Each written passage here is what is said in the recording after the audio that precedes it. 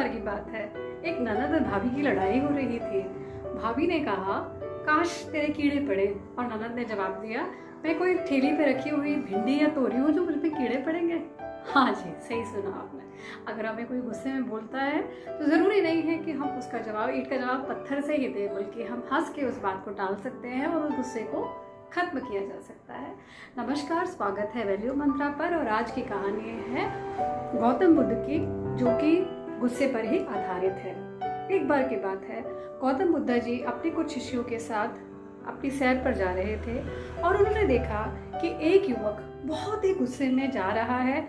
उन्हें ये लगा कि या तो ये किसी को मारने के लिए जा रहा है या फिर आत्महत्या करने के लिए जा रहा है, और ऐसा ही हुआ। उन्होंने देखा कि वो युवक उस पहाड़ी पर जाकर कूदने ही वाला था कि गौतम बुद्ध जी ने और उनके शिष्यों ने उसे जाकर के पकड़ लिया। अब उसने बहुत गुस्सा किया कि तुमने मुझे क्यों रोका ये सब करने के लिए, मैं बहुत दुखी हूँ, बहुत गुस्से में हूँ और मैं मर जाना चाहता हूँ।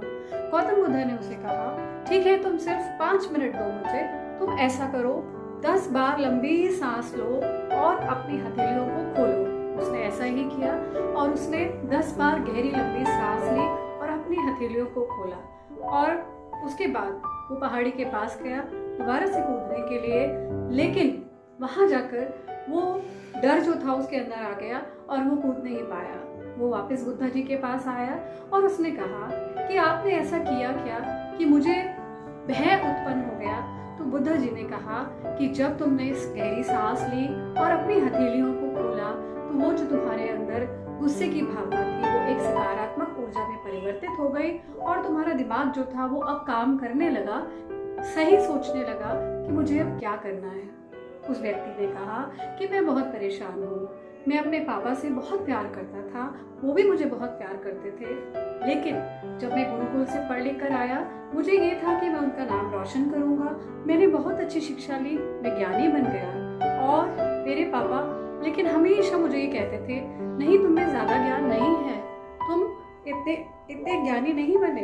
वो हमेशा मेरे दोस्तों के सामने मेरी बेइज्जती किया करते, और एक बार जब मेरे दोस्तों ने मुझे ये कहा कि तुम्हारे पिताजी तुमसे जलते हैं और उन्होंने मुझे मदिरा पिलाई, तो मेरे पिताजी ने आकर उनके सामने मुझे थप्पड़ मारा। मुझे इस बात का बहुत दुख हुआ और तभी मैंने सोचा कि मैं आत्महत्या कर लूंगा और अपने पिता को जरूर सबक सिखाऊंगा।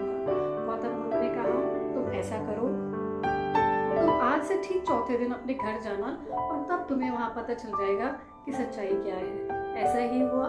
चौथे दिन जब वो घर पहुंचा तो उसने देखा कि उसकी माँ वहां पर बीमार पड़ी है और उसके पिताजी रो रहे हैं। उसकी माँ ने कहा कि ये सब कुछ आपकी वजह से हुआ, और उस पिता ने कहा कि नहीं, ऐसा नहीं है, मैं ये नहीं चाहता था कि उसके अंदर उसके ज्ञान का अहंकार भर जाए, और मैं उसके सामने दोस्तों के सामने इसलिए उसकी बेइज्जती किया करता था कि कहीं उसके दोस्तों की गलत संगत में पढ़कर वो बुरा ना सीखे। और जिस दिन उसने मदिरा पान किया मुझे बहुत दुख हुआ, इसीलिए मैंने उसे थप्पड़ मारा, लेकिन तुम चिंता मत करो, जितना प्यार तुम उससे करती हो उससे ज्यादा मैं उससे करता हूँ। और वो कहकर रोने लगा। ये देखकर उस बच्चे का मन भर आया और वो वापस बुद्ध जी के पास चला गया, और बुद्ध जी ने उसे यही सिखाया कि बेटा, असली बात यही है, माँ बाप जो है वो हमेशा हमारा भला चाहते हैं, ना हमसे जलते हैं ना ही हमारा बुरा सोचते हैं। वो हमेशा ये चाहते हैं कि हम सही पथ पर चलें, और आत्महत्या करने के हकदार तुम नहीं हो। ये जीवन तुम्हारा नहीं है, तुम्हें मिला हुआ है, और जो चीज तुम्हें मिली हुई है उसको खत्म करने के हकदार तुम कैसे हो सकते हो। तो बच्चों और प्यारे दोस्तों, हमें गुस्से में आकर कभी भी ऐसा गलत स्टेप नहीं उठाना चाहिए कि हम आत्महत्या कर लें। क्यों? क्योंकि आत्महत्या किसी भी चीज का इलाज नहीं है। धन्यवाद।